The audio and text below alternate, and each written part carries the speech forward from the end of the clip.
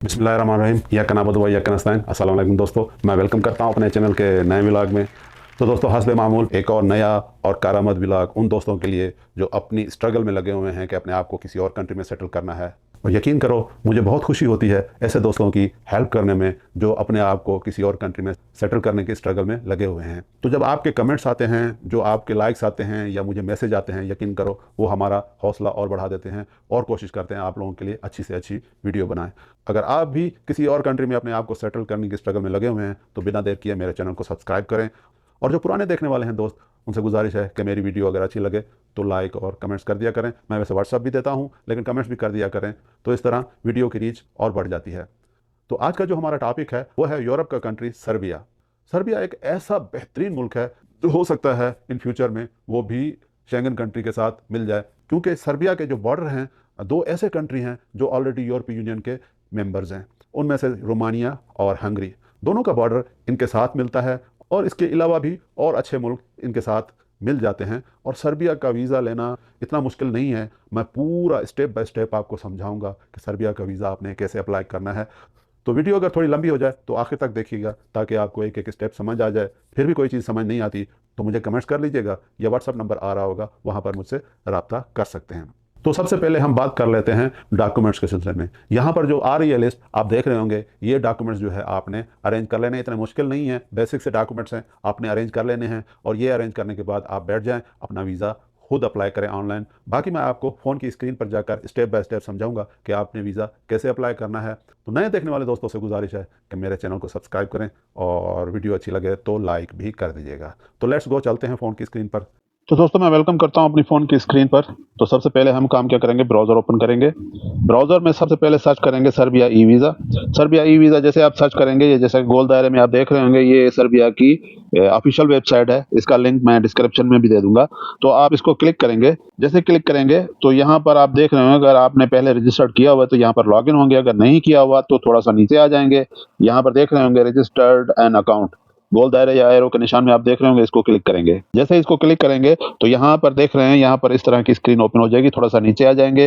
First of all देख रहे होंगे ये गोल दायरे में, यहाँ पर आप एग्री टर्म्स एंड कंडीशन करेंगे। उससे नीचे आ जाएंगे तो यहाँ पर डॉक्यूमेंट्स, वो डॉक्यूमेंट्स जो आपका ऑटोमेटिक रीडेबल हो डॉक्यूमेंट्स, वो आपने इधर अटैच करना है। आप यहाँ पर पाकिस्तानी, इंडियन या बांग्लादेशी जो भी हैं, आपने यहाँ पर गोल दायरे में देख रहे होंगे, यहाँ पर आपने अपना पासपोर्ट जो है ना अटैच करना है। पासपोर्ट का एक ही पेज आपने अटैच करना है, दोनों पेज अटैच नहीं करने, एक ही पेज आपने अटैच करना है, लेकिन 3 MB से बड़ी फाइल ना हो। आप इसको क्लिक करेंगे। जैसे ही आप पासपोर्ट आप अपलोड करेंगे तो इस तरह की स्क्रीन ओपन हो जाएगी। यहाँ पर क्या करेंगे, अगर आप देख रहे हैं पासपोर्ट आपका आउट है तो आप यहाँ पर क्रॉप कर सकते हैं। आप क्रॉप करने के बाद नीचे आप देख रहे होंगे 2 ऑप्शन है, कैंसिल या क्रॉप। यहाँ पर ओके वोके नहीं है, आपने क्या करना है, क्रॉप को क्लिक करना है। देखें, जैसे क्रॉप को क्लिक किया तो मेरे पासपोर्ट से उसने मेरा बहुत सारा बायोडाटा उसने उठा लिया है। यहाँ पर मैं आपको ये बताता चलूँ कि उसने जो ऑटोमेटिक बायोडाटा मेरा उठाया है उसमें कुछ यहाँ पर देख रहे हैं, फर्स्ट नेम और लास्ट नेम तो सही उठाया है, लेकिन यहाँ पर डॉक्यूमेंट टाइप आप देख रहे होंगे रशियन में आ रहा है, और यहाँ पर कोई और ऑप्शन है भी नहीं, यहाँ पर सिर्फ जो है ना रशियन ही आ रहा है। हम इसको क्या करेंगे, एज इट इज छोड़ देंगे, ठीक है। क्योंकि ये मैं आपको बताता चलूं, आपने इसी तरह ही करना है, वरना आपकी आईडी क्रिएट नहीं होगी। आप यहाँ पर कोई और ऑप्शन नहीं है, आपने क्या करना है कि इसको एज इट इज छोड़ देना है। नीचे आप देख रहे होंगे यहाँ पर गोल दायरे में, यहाँ पर एक वो है, इसको मैन्युअली भी वो कर सकते हैं, लेकिन इसको क्लिक करने के बाद मैन्युअली भी कर रहे हैं तो वो रशियन लैंग्वेज में आ रहा है, तो इसीलिए हम इसको एज इट इज छोड़ देंगे। थोड़ा सा नीचे आ जाएंगे यूजर नेम एंड पासवर्ड के सेक्शन में। यहाँ पर क्या करना है, आपने फिलहाल उस सेक्शन को आपने एज इट इज छोड़ देना है, उस पर हम दोबारा वापस आएंगे। जैसे मैं ये कर रहा हूँ इस तरह करना है, वरना आपकी आईडी क्रिएट नहीं होगी। हमने क्या करना है, यहाँ पर पहले यहाँ पर यूजर नेम एंड पासवर्ड जो है ना इधर क्रिएट करना है। यूजर नेम की जगह पर आपने अपना ईमेल एड्रेस डालना है। वो ईमेल एड्रेस आपका एज ए यूजर नेम बाद में यूज कर सकते हैं।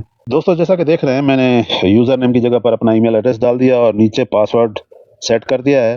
पासवर्ड से नीचे आप देख रहे हैं एग्री टर्म्स एंड कंडीशन, आप इसको क्लिक करेंगे। टर्म्स एंड कंडीशन से नीचे आ जाएगा कैप्चा, कैप्चा को भी आप क्लिक करेंगे। क्लिक करने के बाद आप यहाँ पर देख रहे हैं वही एज इट इज मैंने इसको रशियन लैंग्वेज में छोड़ दिया है।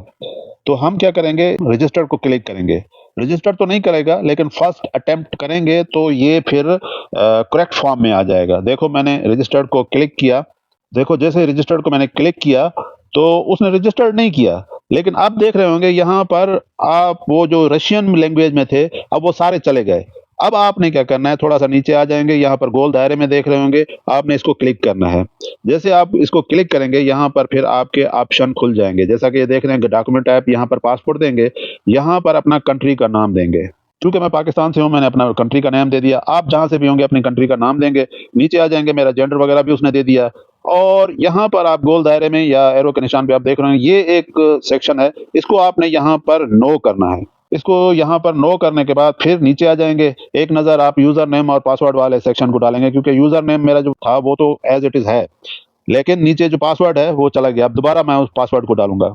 जैसा कि यूज़र नेम और पासवर्ड मैंने दोबारा इसको सेट कर दिया है, नीचे agree terms and condition captcha को भी आप क्लिक करेंगे, तो अभी देख रहे हैं कि ये सारा इसने मेरा करेक्ट हर चीज़ इसने फॉर्म फिल आउट कर दिया है।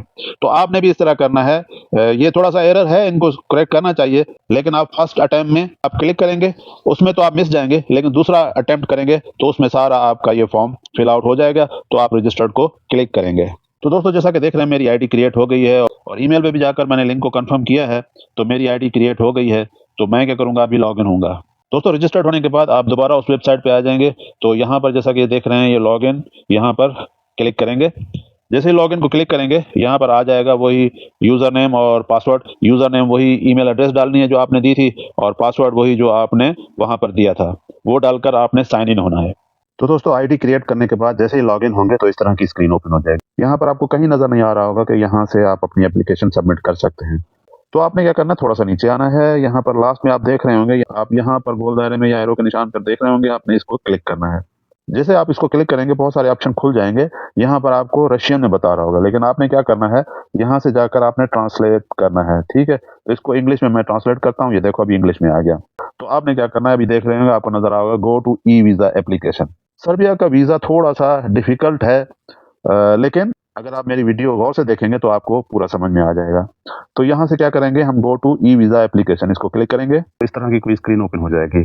आपने क्या करना है, थोड़ा-सा नीचे जाएँगे, यहाँ पर ये देख रहे हैं इन्फॉर्मेशन दे रहे हैं, वीज़ा डी है लॉन्ग स्टे के लिए, आपने टूरिस्ट के लिए अप्लाई करना है तो वीज़ा सी को आप क्लिक करेंगे। हम स्टार्ट एप्लीकेशन इसको क्लिक करेंगे। जैसे इसको क्लिक करेंगे तो इस तरह की स्क्रीन ओपन हो जाएगी। यहाँ पर ट्रैवल पर्पस देना है कि क्यों ट्रैवल करना चाह रहे हैं, यहाँ पर देख रहे हैं कि ट्रैवल फॉर टूरिज्म और प्राइवेट पर्पस। आप इसको क्लिक करेंगे, इसको क्लिक करके ये गोल दायरे में देख रहे होंगे, नेक्स्ट स्टेप को क्लिक करेंगे। यहाँ पर आपसे पर्सनल डेटा पूछ रहा है, पर्सनल इन्फॉर्मेशन में से कुछ वो इन्फॉर्मेशन खुद ले लेगा और जो नहीं लेगा तो आपको खुद को भरना पड़ेगा। उसने जो मेरा लास्ट नेम है भुट्टो उसने खुद ले लिया, लेकिन मैंने जो एड्रेस है वो यहाँ पर गोल दायरे में देख रहे हैं, यहाँ पर एड्रेस मैंने दे दिया। उसके बाद लास्ट नेम जो है आपको देना पड़ेगा, तो वो भी मैंने दे दिया। साथ में एरो के निशान पे देख रहे होंगे, यहाँ पर फ़ोन नंबर वो भी मैंने दे दिया। आपका फर्स्ट नेम जो है वो खुद ही उठा लिया उसने। उसके साथ में सिटीजनशिप है आपकी, कौन से कंट्री से आपका पासपोर्ट है, आपने वो देना है। उसके नीचे एरो के निशान पे आप देख रहे होंगे, जेंडर यहाँ पर देना है आपने, मेल है फीमेल है जो भी इधर देना पड़ेगा। उसके साथ में आ जाएगा ओरिजिनल सिटीजनशिप, आपने यहाँ पर जो भी आपकी ओरिजिनल सिटीजनशिप है, पाकिस्तान है, इंडिया है, बांग्लादेश है, जो भी आपने यहाँ पर दे देना है। उससे नीचे आ जाएगा डेट ऑफ बर्थ, वो आपका खुद ही उसने उठा लिया है। उसके साथ में आ जाएगा मैरिटल स्टेटस, यानी कि आप मैरिड हैं अनमैरिड हैं, यहाँ पर आप देंगे। उससे नीचे आ जाएगा कंट्री ऑफ बर्थ, आपका कौन सा है, मेरा पाकिस्तान था वो मैंने दे दिया। बहरहाल आपका जो भी हो, इंडिया हो बांग्लादेश हो, भी दे देना। उसके साथ में आ जाएगा फादर्स नेम, वो भी मैंने दे दिया। उसके नीचे आ जाएगा आपका प्लेस ऑफ बर्थ, पाकिस्तान, वो भी मैंने दे दिया। आपका जो भी हो आप दे देना। उसके साथ में आ जाएगा मदर्स नेम, वो भी आपने यहाँ पर दे देना है। अब नीचे लास्ट में आप देख रहे हो ईमेल एड्रेस, यहाँ पर अपना ईमेल एड्रेस देना है। ईमेल एड्रेस देकर नीचे आ जाएंगे, नीचे आपको फैमिली डेटा देना पड़ेगा। आपका स्टेटस अगर मैरिड है तो यहाँ पर आपको फैमिली का डेटा देना पड़ेगा। अगर अनमैरिड कर देंगे फिर तो फैमिली का डेटा नहीं देना पड़ेगा। क्योंकि मैंने मैरिड कर दिया है, यहाँ पर मुझे फैमिली का डेटा देना पड़ेगा। यहाँ पहले कॉलम में क्या करना है, अपनी वाइफ का जो लास्ट नेम है वो आपने इधर देना है। उसके नीचे स्पाउस का last name by birth same है तो सेम देना है। उससे नीचे आप एरो के निशान पे आप देख रहे होंगे, यहाँ पर यानी कि अपनी वाइफ का नाम देना है। उससे नीचे आ जाएंगे, स्पाउस की डेट ऑफ बर्थ दे देनी है। उससे नीचे आप आ जाएंगे तो यहाँ पर आपका स्पाउस की नेशनलिटी देंगे, कंट्री ऑफ बर्थ के कौन सी कंट्री में उसका बर्थ हुआ था या नेशनलिटी यहाँ पर दे देंगे। उससे नीचे आ जाएंगे आपकी वाइफ का प्लेस ऑफ बर्थ, यानी कि कौन से सिटी में उसकी बर्थ हुई थी वो आप इधर देंगे। आखिर वाले निशान पे आप देख रहे हैं, अगर आपके बच्चे भी हैं उसमें से तो आप इसको क्लिक करेंगे, नहीं है तो छोड़ दें इसको, कोई मुश्किल नहीं है। नीचे आपसे जॉब के बारे में पूछ रहा है, लेकिन ये पूरा कॉलम जरूरी नहीं है, नहीं भी भरेंगे तो फिर भी चल जाएगा। ये सारा आपको फिल आउट करके नेक्स्ट स्टेप को क्लिक करना पड़ेगा। जैसे नेक्स्ट स्टेप को क्लिक किया तो इस तरह की स्क्रीन ओपन हो जाएगी। यहाँ पर आपने डॉक्यूमेंट्स की इंफॉर्मेशन देनी है। जैसे ट्रैवल डॉक्यूमेंट्स के इस हिस्से में आ जाएंगे, यहाँ पर थोड़ा सा आपको ध्यान देना पड़ेगा, गौर से सुनिएगा। यहाँ पर देख रहे होंगे, यहाँ पर एक ये जो कॉलम है एक साइड पे, यहाँ पर आपका पासपोर्ट की इंफॉर्मेशन आपको देनी पड़ेगी। दूसरी साइड पे जो आपको अकामा या आप किसी और कंट्री में जो आप जहाँ पर आप रहते हैं उसकी इंफॉर्मेशन देनी पड़ेगी। फर्ज करो मैं पाकिस्तानी हूँ और मैं रहता हूँ सऊदी अरब में, वो मुझसे पूछ रहा है कि जिस कंट्री की आपकी नेशनलिटी है, क्या किसी और कंट्री का भी आपको रेजिडेंस परमिट वगैरह है आपके पास? अगर आप नो करेंगे, देखो मैंने नो कर दिया, तो वो पूरी डिटेल आपको देने की जरूरत नहीं है। अगर आप यस करेंगे तो फिर आपको पूरी डिटेल देनी पड़ेगी। वो मैं आपको समझाता हूँ। पहले आप यहाँ से समझ लें कि जैसे कि एरो के निशान पे आप देख रहे हो, यहाँ पर अपना आपके पास पासपोर्ट कौन सा है, नेशनल पासपोर्ट है या ऑफिशियल है, जो भी है, यहाँ पर नेशनल पासपोर्ट देंगे। उससे नीचे आ जाएंगे, आपको पासपोर्ट का नंबर देना पड़ेगा। उससे नीचे आ जाएंगे, जिस कंट्री से पासपोर्ट इशू है वो देना पड़ेगा। और नीचे पूछ रहा है कि आपको पासपोर्ट कहाँ से इशू हुआ, वो भी पाकिस्तान देना पड़ेगा। उससे नीचे आपको जो पासपोर्ट है, आपको जो इशूइंग डेट है कि कौन सी तारीख को आपको इशू हुआ है वो देना पड़ेगा। और लास्ट में जो है एक्सपायरी डेट देनी पड़ेगी आपको पासपोर्ट की। तो मैंने सारा ये फिल आउट कर दिया है। दूसरा साइड पे आप देख रहे हैं एरो के निशान पे, ये कॉलम है आपके लिए कि भाई आपको किसी जिस कंट्री की नेशनलिटी है इसके अलावा किसी और कंट्री में रहने की आपके पास परमिशन है। यानी कि जैसे हम पाकिस्तानी हैं, सऊदी अरब में काम करते हैं, अगर आप इंडियन हैं, सऊदी अरब में काम करते हैं, या बंगाली हैं, किसी भी कंट्री में, गल्फ कंट्रीज वगैरह में काम करते हैं, तो आपको यहाँ पर नो नहीं लिखना पड़ेगा, यहाँ पर आपको यस लिखना पड़ेगा। मैं जैसे इसको यस करूंगा, नीचे पूछ रहा है मुझसे कि आपको विजिट करने के बाद फिर वापस आप यानी कि उस कंट्री में जा सकते हैं। फर्ज करो मैं सऊदी अरब से हूं और वीजा अप्लाई कर रहा हूं सर्बिया का, और सर्बिया का विजिट करने के बाद मुझे परमिशन है यानी कि सऊदी अरब में वापस जाने की, तो मैं वो भी यस करूंगा। मेरे पास तो है, मैं वापस आ सकता हूं, तो इसलिए यस किया। तो नीचे मुझसे पूछ रहा है कि number of permit. Number of permit का मतलब ये है कि आप अपना यहाँ पर अकामा नंबर देंगे। जैसे अकामा नंबर देंगे, नीचे आपसे वैलिडिटी पूछेगा, तो नीचे मैंने अपने अकामे की वैलिडिटी दे दी। और ये देने के बाद आपने क्या करना है, नेक्स्ट स्टेप पे चले जाना है। तो दोस्तों जैसे नेक्स्ट को क्लिक किया तो यहाँ पर थोड़ी सी और इन्फॉर्मेशन देनी पड़ेगी आपको वीज़ा जो आपने अप्लाई किया उसके बारे में। सबसे पहले देख रहे हैं कॉलम में पूछ रहा है कि आप जो काउंसलर है कौन सा चूज करेंगे। रियाद आप करेंगे, अगर सऊदी अरब में है रियाद, तो अगर किसी और गल्फ कंट्री में है तो अपने नज़दीक देख लेना है कौन सी सिटी में है, वो यहाँ पर देना है। उसके साथ में आ जाएगा जिस तारीख को आपने अराइवल करना है सर्बिया में, आप वो डेट देंगे। और वीज़ा टाइप उसने खुद उठा लिया है। उसके साथ में आ जाएगा डेट ऑफ डिपार्चर, यानी कि किस तारीख को आप सर्बिया को छोड़ेंगे, वो डेट देनी है। उससे नीचे आ जाएंगे ट्रैवल पर्पस पूछ रहा है, टूरिस्ट को खुद भी उठा लिया उसने। बॉर्डर क्रॉसिंग, यहाँ पर आपने क्या देना है, बहुत यहाँ पर मुश्किल है और मैंने बहुत रिसर्च की है। उसके बाद अगर आपने बलगरात एयरपोर्ट से आपने इंटर होना है, यहाँ पर ये गोल दायरे में आप देख रहे होंगे, ये आपने चूज करना है अगर बलगरात एयरपोर्ट से आपने इंटर होना है। उससे नीचे आपसे पूछेगा कितने दिन आप स्टे करेंगे, वो मैंने 10 दिन दे दिया। तो उसके साथ में आपसे पूछ रहा है कि आप कैसे ट्रैवल करेंगे, मैंने बाय एयर जाना है तो मैंने एरोप्लेन दे दिया।